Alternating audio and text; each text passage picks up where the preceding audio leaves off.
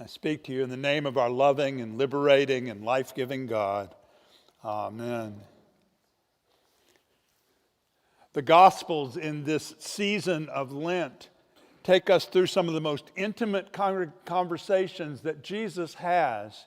They record for us the way in which Jesus interacted with a pious Pharisee named Nicodemus, a keeper of the law, a member of the judicial council of Israel who comes to Jesus by night and finds in Jesus the opportunity, the request, the demand that he be born again, that he be born from above, something that Nicodemus, the lawkeeper, the follower of the Torah, could not process. And then we learn later that he did show up after Jesus' death, that he may well have followed, may well have been turned by that nighttime conversation. Last week we heard a completely different story. Jesus encounters a woman who is completely outside of Torah and the law. She is a Samaritan. She is speaking with a Jew in public, which would have never been done. And she's the wife of 5 different husbands. She's one of these people that lives out on the fringes, on the edge, and yet the conversation that she has with Jesus causes her to say, I know that Messiah is coming. She begins to move towards Jesus, and not only that, but to tell her neighbors, so that at the end of the gospel, her neighbors say, we don't have to have your testimony anymore. We believe because you have brought us to Christ. One inside the law, one outside of the law, and today a man born blind from birth. Now, we're used to having infirmities around. The Americans with Disabilities Act allows a lot of people to be in the midst of the mainstream of society, even though they may have difficulty with sight or hearing or motion or whatever it is that holds them back. But in the first century, to be blind was almost a death sentence. And it kept him from being a pious, observant Jew. He would never have been able to make his bar mitzvah. He could not stand before the congregation in the synagogue and read Torah because he couldn't see it.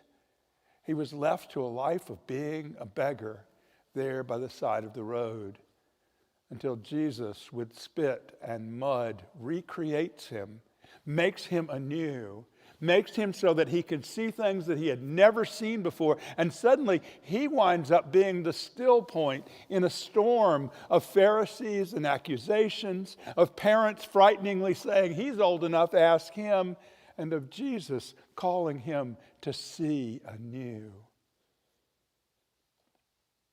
I am a man born blind. I myself I'm completely unaware of the privileges that I carry around everywhere that I go. As a male, as a heterosexual, as a white man, as an employed person, I completely lose out on all of the privileges that I carry day by day, hour by hour. I get in touch with them occasionally. Early on in my ordained life in Moundsville, West Virginia, I had to go to the post office every day to get the mail. And so around 11 o'clock, I would pull into the post office and I would walk up to the door and someone would open the door for me, oftentimes even bowing their head. It was really quite impressive, me and my 27-year-old self and having people nod as I come in.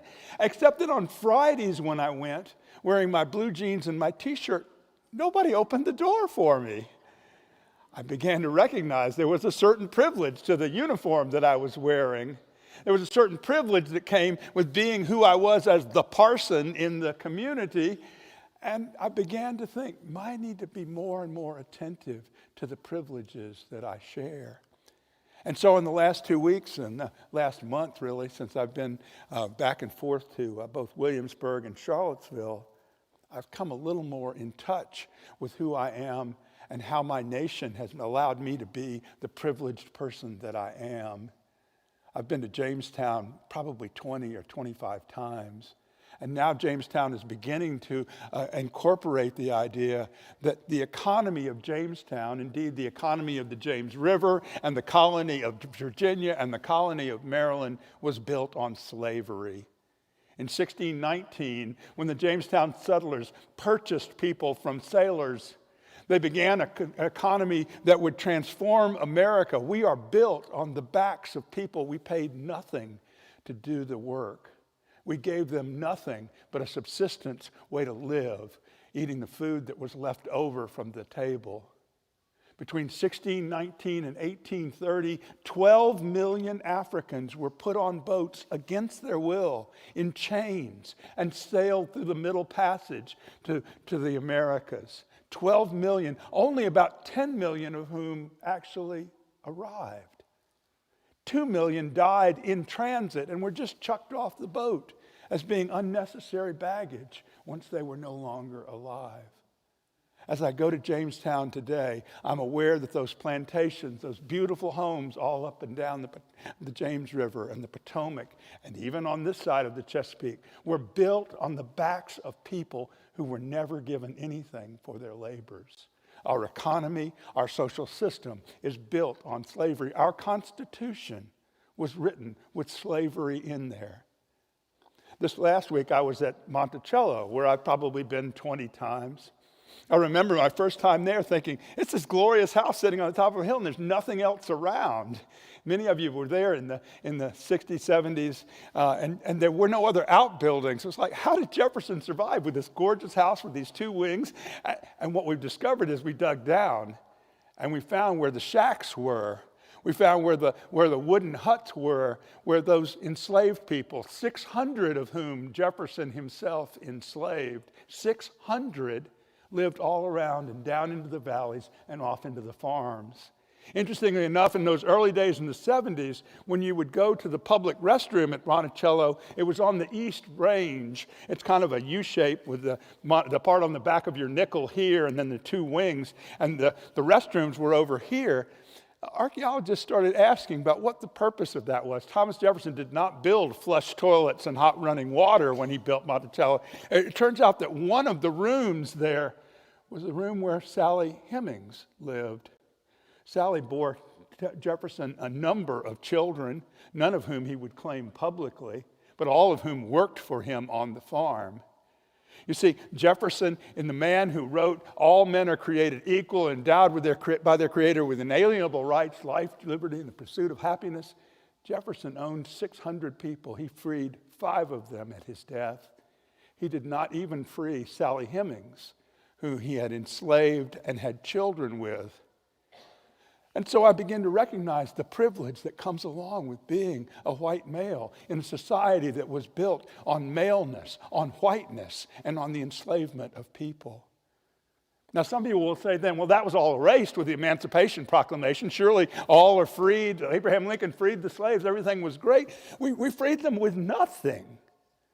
People who had worked their entire lives on plantations, who had made the bricks that were a part of Christ Church when it was there on Broad Creek, who had made the homes that surround us here, who had kept the tobacco and the wheat that was grown on this island. They were given nothing at their emancipation. And occasionally people will say, well, in Maryland it was different. If it was different in Maryland, you'll have to explain to me why Harriet Tubman made more than 30 trips to bring Africans to freedom in the North. And so it is that I begin to cope with the fact that I am a man born blind and that I have to account for my privilege. And part of Lent, while part of Lent is undoing the things, the wrongs we've said and the bad deeds or the things we should have done, part of Lent is dealing with the systemic sin that flows throughout our nation. One of my reflections over the last 2 weeks came in from 1974. I was a high schooler, and I got the privilege of going with Atlanta Presbytery. A group of 30 of us went to Ghana in West Africa. We were going to go meet the Christians of Ghana. It was a wonderful event. It blew my mind. I'd never been in a country where there were more Africans than white people. I'd never been in a country where Africans ran the government and the schools and everything. I sat next to a man, a Presbyterian minister from downtown Atlanta, a black man. And it dawned on me when I was watching a documentary about Dr. King, that Dr. King had only been dead 6 years when this black African pastor got to go to Ghana to see people who looked like him run a government that was part of his. My privilege begins to remind me that I really need to take a step back, to take a step down. Part of the reason that the food is up here today is that we are a people of privilege. We have pantries, we have refrigerators, and we have freezers. But there are people in our community who live right on the edge. This month, the SNAP benefits that were increased during COVID decreased by $92 per person. Imagine that in your own household, taking $92 out of your grocery budget. That would be a shock for you. It is devastating for those who are around us. And we have an obligation to look at our poverty of spirit alongside of their poverty of need. And along the way, to bring this food and all the other food and to find ways to lift the system that presses down people, that doesn't allow transportation for the people in our community to go to work, that doesn't allow an offering of jobs that allow them to stay here on the island and be productive. We need to find ways to employ and lift and educate, and we need to strike down racism. I'm not sure of what happened in the high school event that's been talked about recently with a basketball game and racist sayings, but I know that I have heard racist words in this town, in this community.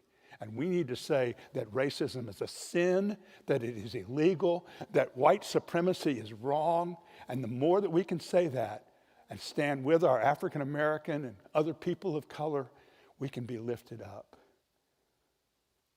This last Sunday, I was at St. Paul's Church in Charlottesville, where I was confirmed 43 years ago. It was an amazing moment. I sat next to my choir director, Gary. He's 96 years old. He got a lot of living to do. And then while I was sitting there, the former rector of the place comes in, the man who married Mimi and me, David Poist, and his wife sat down on the other side of me. And I realized part of the privilege is I get to live a long and happy life. And I do think there are things to celebrate about who we are and what God has given us. But to those who receive much, much is also expected. And so this season of Lent, while you deal with the small things, the sins, the corrections, the words that you need to say to your spouse or your children about how you're sorry and you'd like to do better, must also impact the systemic issues that surround us. The heritage of slavery, which built our nation, but also knocked down a people. And the heritage that allows us to see that we can be a better people together. Every dollar of SNAP that goes into the hands of a family, this is the food assistance, every dollar produces $1.90 in the community. Because poor people spend their money, they don't invest it. Poor people use their money to lift themselves up, to buy clothing and books and food. And so it is this Lent, I ask that you help me, help the vestry, help Christ Church, help Haven Ministry to address the systemic issues that surround us. I was blind, and now I see, even if imperfectly. I was blind, but now I see, and I try and reach out and smile to people who look different from me, who speak different from me, who may live differently from me. But along the way, I was blind. And Jesus came as the light. He put mud on my eyes, and now I see.